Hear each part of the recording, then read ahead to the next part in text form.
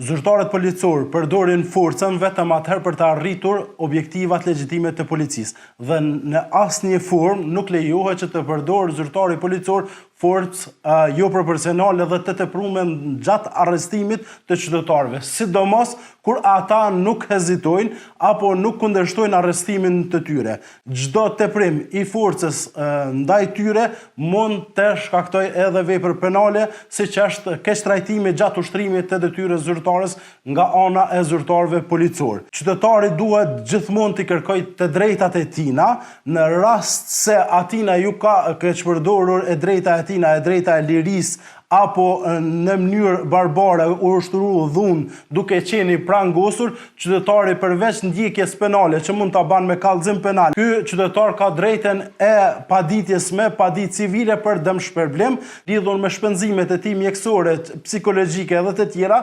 gjithashtu edhe dëmin jo material të shkaktuar nga ana e zyrtarëve policor, të cilën dëm jo material është për dhimbje fizike, për dhimbje shpirtërore, dëmtimin e imazhit, rrahjen